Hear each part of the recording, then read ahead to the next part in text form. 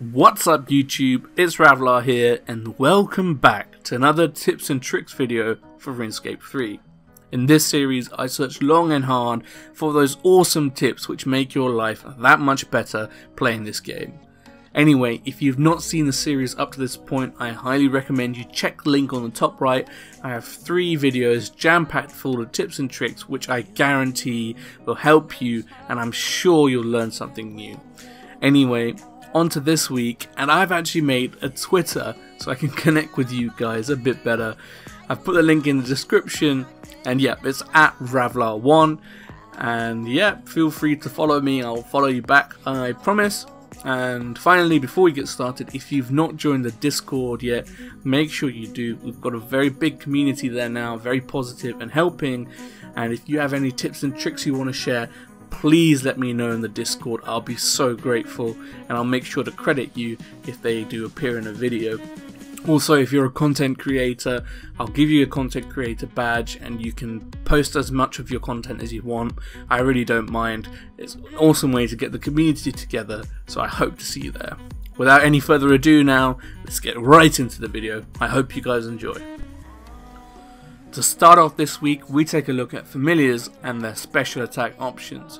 Now, when you have a familiar summoned in game, you can go to the tab and right click the special attack bar to actually set an auto fire rate for their special attacks.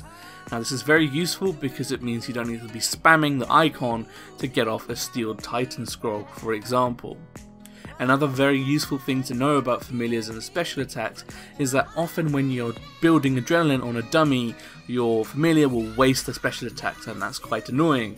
But a really easy way around this is to just use a defensive as your first ability on the dummy. This will mean that your familiar will not waste any scrolls on the dummy whatsoever, which is great because you can then save them for the fight ahead. Next up, if your bank is littered full of partially used enchanted jewellery, well, good news, I have a solution for you. You can take those items unnoted to Murky Matt and he will combine them together, saving you a lot of bank space in the long run. Now, what's really good about this is that it actually works on silver jewellery too as of a recent update, so no more botanist amulets clogging up a whole tab. If you take a mithril crossbow, a mithril grapple and 5 mithril bars and use them on each other, you can get an enhanced mithril grapple which you can permanently add to your tool belt. Now, this is actually really useful because normally when you see a shortcut with a grapple sign, you just think, no one's ever going to use that. But now, because it's permanently in your tool belt, you can jump and grapple up those walls to your heart's content. Spider Rav, he can jump on the grapple things. If you're one of those people who loves to do the criminal bolt runs for those daily gains, well, I've got a really nice tip for you guys. Instead of using the Edgeville lever to get to the northwest wilderness tree, all you need to do is use your wilderness sword and teleport straight to the agility arena, and this will save you a lot of time in the long run. Within the wilderness, the abilities Surge and Bladed Dive share a cooldown, which is quite annoying because this restricts your mobility. But the ability Barge does not share a cooldown with those two former abilities, which is great because there are loads of random monsters scattered around the wilderness which you can use to increase your mobility by just barging to them. Also, this means that you really should be bringing a mobile switch to the wilderness, because if you do see a PKer, you can just zoom out of there and be like, "Bye Felicia." Something I learned quite recently is that the quickest teleport to an Invention bench is actually using the luck of the dwarves to teleport to Keldagrim. There is an Invention bench in the massive building right next to that. So if you were a pleb like me and used to teleport to Falador to get to the Invention Guild or use the Max Guild Garden, well, rejoice, you can save some time now. At some point last year, effigies were updated to have a right click option so you can select the skill in which you want the experience to go on. This is very nice because it meant that you can just click on it in combat and easily select the skill before you get to go for a long dialogue, and this is just a lot easier.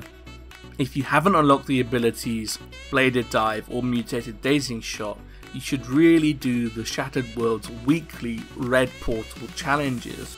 Now this is great because it scales to your level, so even if you're a lower level you can get a huge amount of anima per week. I believe it's around 10 million and it only takes around 5 to 10 minutes to do, so now you really have no excuse. Get those abilities guys, they are very worth it. Next up, if you go to your settings and then to the controls tab and scroll down past the action bar stuff, you will find a lot of very useful options which you can keybind. For example, you can keybind the ability to do your weapon special attack. This means that you don't actually need to put it on your action bar and you can save that slot for something else. There are also some other useful features like the ability to keybind the last home teleport used or opening the home teleport menu. Something really cool that I found out is that you can actually keybind the ability to open up the world hop menu, which if you combine with last week's tip will make world hopping a lot easier, saving you a lot of time and a lot of strain. Normally, whenever you use your Enhanced Excalibur, you get a 5-minute cooldown. This shows on your debuff bar as shown on screen. However, a nice trick to get around this is that if you actually lobby out and log back in, you will see that it's not on the debuff bar anymore. However, it doesn't work straight away. You need to give it 5 to 6 seconds and you'll be able to use your Enhanced Excalibur again. So boys, girls and Apache helicopters, it's now time for this week's tip of the week. Now, as I'm sure you're all aware, different gravestones within Runescape come with different timers. But did you know that different gravestones actually come with a cost reduction to your death reclaim cost? Aha! I bet some of you didn't. Well, anyway, if you're a low level player who hasn't done many quests, you can actually go to Lumbridge and talk to Father Eric and see what gravestone options you have available. I'll put a picture of what the wiki says on screen now. Now, the interesting stuff begins when you started to complete a lot of the dwarf quests in game. You can come to Keldagrim on the east side and go speak to Basildair the Sculptor, and he will give you an option for a lot of different types of gravestones. Now, the best type of gravestone costs only 500,000 GP, and it reduces your cost of death reclaim by a massive 5%. Now, if you die a lot like me, this is going to save you a lot of money in the long term. So if you haven't completed the dwarf quest line yet, and you die a lot like I do, well, hopefully now you have some motivation to do so, as you can save some money on your death reclaims. Well guys, I really hope you enjoyed the video. If you learned something new, feel free to drop a like, it means a lot. And of course, if you have any tips or tricks that you want to share, I will be most grateful, and so will the community, so feel free to drop in my Discord and let me know there, or just drop them by in the comments below. Anyway guys, thank you so much for watching. I hope you have a fantastic day, a fantastic week, and I'll see you in a couple of days. To the outro.